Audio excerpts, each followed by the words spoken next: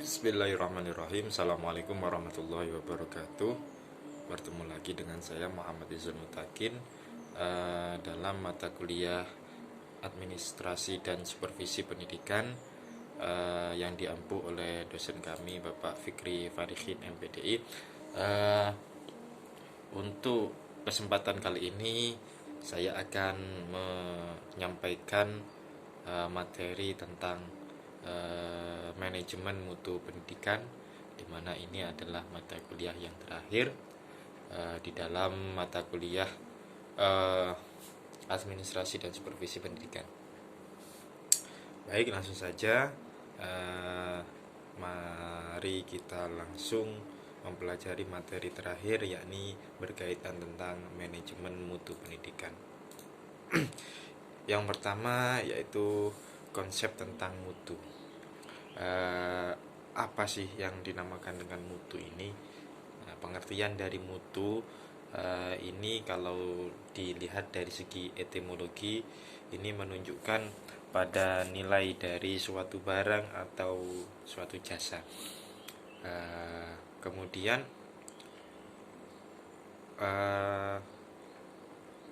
mutu ini bisa didefinisikan secara terminologi, yaitu suatu kondisi yang dinamis yang berhubungan dengan produk, jasa, manusia, proses, dan lingkungan yang memenuhi dan melebihi harapan.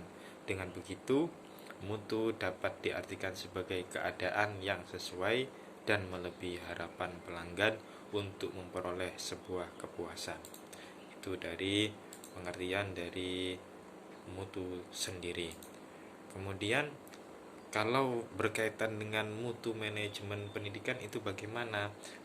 Ini mutu manajemen pendidikan dapat dilihat dari setiap level proses, mulai dari perencanaan, pengorganisasian, pelaksanaan, monitoring, dan juga terakhir yaitu evaluasi pendidikan. Pendidikan ini menjadi satu kesatuan, baik dari perencanaan, organisasi, pelaksanaan, dan juga evaluasi ini menjadi suatu kesatuan yang utuh, yang tidak dapat dipisahkan, yang harus dilakukan sebaik mungkin secara terus-menerus dari awal, sudah dimulai dengan benar, menghindari kesalahan, cermat, dan memberikan pelayanan yang memuaskan kepada customer. Artinya dilaksanakan dengan semaksimal mungkin. Untuk merealisasikan sistem manajemen yang bermutu ini, Deming mengembangkan prinsip manajemen yang terkenal dengan 14 butir prinsip manajemen. Di antaranya yaitu yang pertama, ciptakan tujuan yang mantap demi perbaikan produk jasa dengan tujuan menjadi lebih kompetitif dan tetap dalam bisnis serta memberikan lapangan kerja. Kemudian yang kedua yaitu adopsi filosof baru, bahwa lingkungan selalu berubah dan berimplikasi pada perubahan organisasi dan bertanggung jawab pemimpin untuk menjadi pelopor pembaruan. Yang ketiga, hentikan ketergantungan pada inspeksi massal untuk memperoleh mutu. Yang keempat, akhiri kebiasaan bisnis hanya berdasarkan harga, sebaliknya diminimumkan biaya lokal. Hal tersebut nanti dikaitkan dengan pendidikan. Kemudian standar mutu pendidikan. Ini pendidikan merupakan jasa yang perlu memiliki standarisasi terhadap mutu. Standar mutu ialah paduan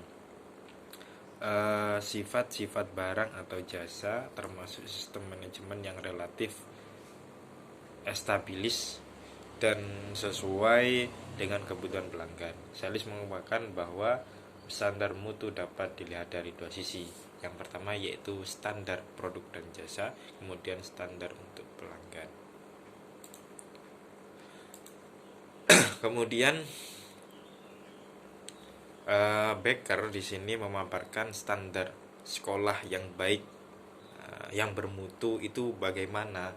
Ini terdapat 4 poin. Poin yang pertama yaitu administrasi dan jajarannya serta guru adalah para profesional yang handal. Yang dinamakan sekolah yang bermutu berarti semuanya itu profesional. Yang kedua, tersedia kurikulum yang luas bagi seluruh siswa. Kemudian yang ketiga yaitu memiliki filosofi yang selalu dikomunikasikan bahwa seluruh anak dapat belajar dengan harapan yang tinggi. Kemudian yang keempat, iklim yang baik untuk belajar, aman, bersih, memperdulikan dan terorganisasi dengan baik. Suatu sistem penilaian berkelanjutan yang didukung oleh supervisi. Kemudian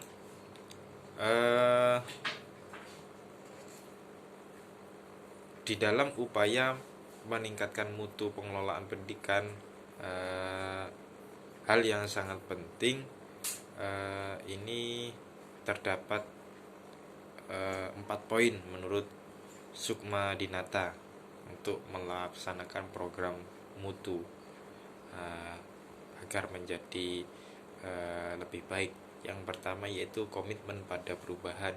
Yang kedua, pemahaman yang jelas tentang kondisi yang ada, kemudian mempunyai visi yang jelas tentang masa depan dan artinya perubahannya.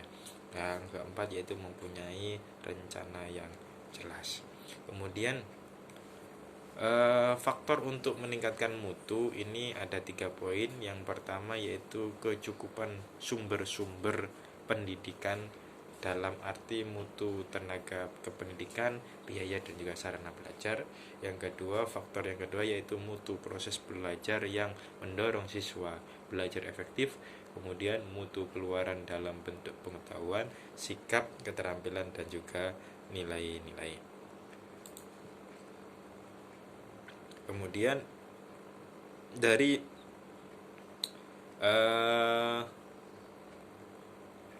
mencermati dari apa yang sebelumnya sudah disampaikan, bahwasanya kehadiran tenaga profesional termasuk tenaga profesional di dalam pengelolaan pendidikan ini sangat diperlukan dan juga nantinya sangat mempunyai manfaat yang banyak. Di antaranya manfaat apabila pengelola pendidikan ini adalah orang-orang yang profesional, di antaranya yaitu yang pertama yaitu staf yang termotivasi untuk bekerja secara produktif. Kemudian produk kerja dengan kualitas tinggi. Nah, ini kalau sudah profesional maka kualitasnya akan tinggi. Kemudian staf yang lebih terampil dan lebih terbimbing di dalam melaksanakan tugas pokok dan juga fungsinya. Kemudian berkurangnya pemborosan waktu.